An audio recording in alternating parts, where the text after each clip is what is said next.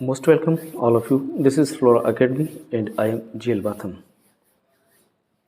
In this video, we are going to study a chapter, A Truly Beautiful Mind, taken from 9th class.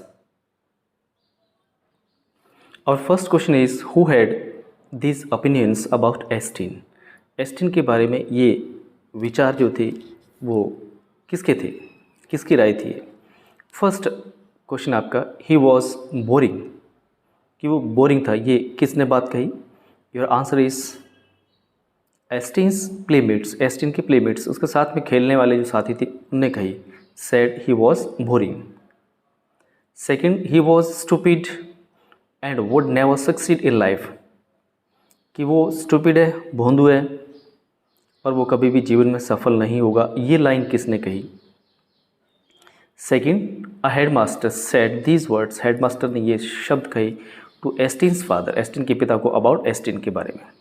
Third, he was a freak, ये जो line है ये किसने कही, ये शब्द किसने कही कि वह विलक्षण था, वो फ्रीक था. Third, Einstein's mother thought he was a freak, Einstein की माँ ऐसा सोचती थी कि उसका जो स्वभाव है वो विचित्र प्रकार का है. Your next question is, explain what the reasons for the following are. नीचे जो क्वेश्चन दे रखे हैं इनके रीजन्स बताने हैं.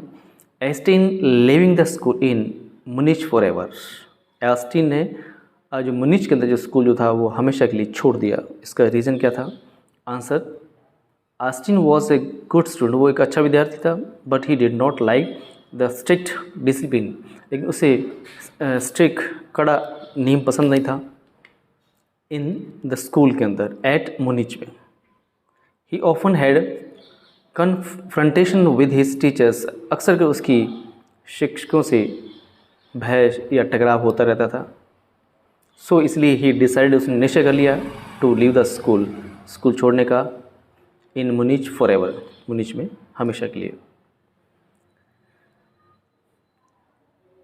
Second, एस्टिन wanted to study in Switzerland rather than मुनिच, वो मुनिच की बजाय वो स्विट्ज़रलैंड में अध्ययन करना चाहता था. wanted.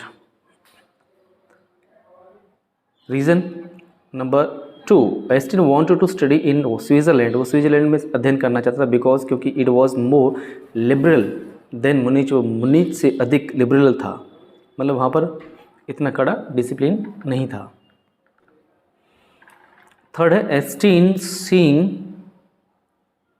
In Mileva and ally, Einstein जो था वो मिलेवा को एक अपने सहयोगी के रूप में उसने उसको महसूस किया. इसका भी reason number third, Einstein oppose the uncultured people, क्योंकि जो एस्टिन जो थे वो अनकल्चर्ड लोगों का हमेशा विरोध करते थे, बोथ एट होम, घर पर भी, एंड एट द यूनिवर्सिटी में भी. He found that Mileva and similar view had similar view, Mileva के भी ऐसे विचार थे एस्टिन जैसे. सो ही फेल्ट, इसलिए उसने ऐसा महसूस किया that she could be his ally, कि वो उसकी एक सहयोगी रूप में साबित होगी. इन अपोजिंग द फिलिस्टीन्स, जो फिलिस्टीन्स थे उनका विरोध करने के लिए, जिसको हम फिलिस्तीनी बोलते हैं. नंबर 4 है, who do these tell you about Einstein, ये जो सब बातें थी एस्टिन के बारे में क्या बताती हैं?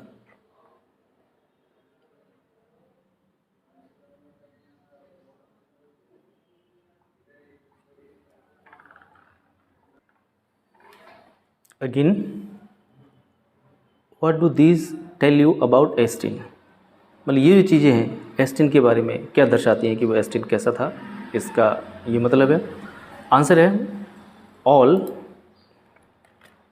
दीज थिंग्स, ये सभी चीज़ें शोज दर्शाती हैं कि that Einstein was a liberal and cultured person. Einstein जो था एक लिबरल, आज़ाद प्रवृत्ति और कल्चर्ड पर्सन था. ही लव्ड फ्रीडम, उसे आज़ादी पसंद थी. He did not like Orthodox views, उसे रूढ़िवादी विचार बिल्कुल भी पसंद नहीं थे।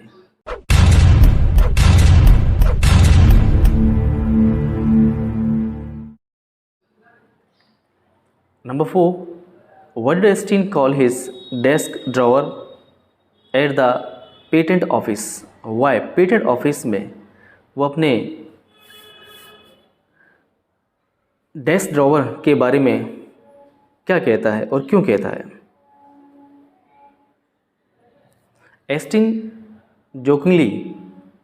एस्टिन मजाक से कॉल्ड हिज डेस्क ड्रॉवर, अपने डेस्क ड्रॉवर को कहता है the bureau of theoretical physics. क्या बोलता है? The bureau of theoretical physics का नाम देता है। ही कॉल्ड इट सो, वो इसको इसलिए ऐसा बोलता है कि because he was using it to develop his own theories of relativity, क्योंकि वो इनका उपयोग अपनी ही थ्योरी तैयार करने के लिए कर रहे थे।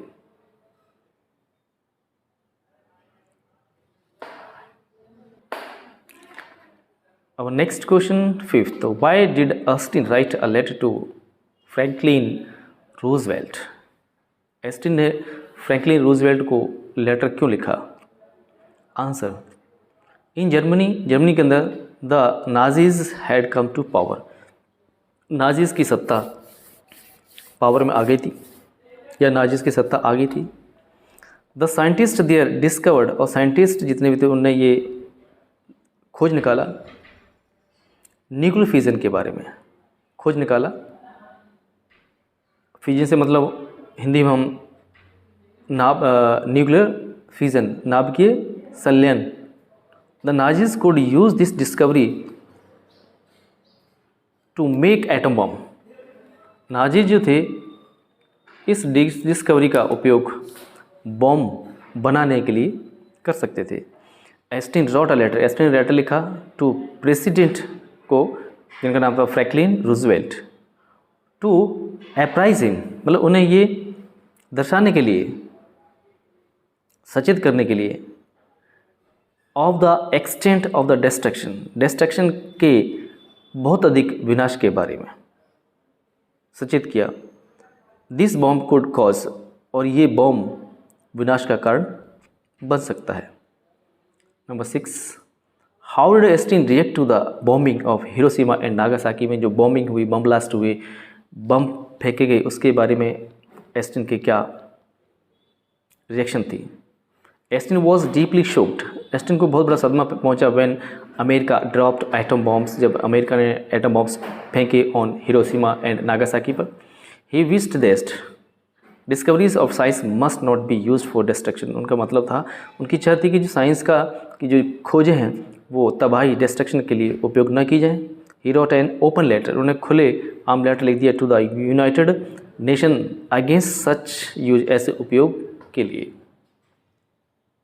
ऐसे उपयोग के खिलाफ के लिए उन्होंने लेटर लिख दिया। ही सजेस्टेड, उन्हें सलाह भी दी that formation of a world government, की एक वर्ल्ड गवर्नमेंट बनाई जानी चाहिए।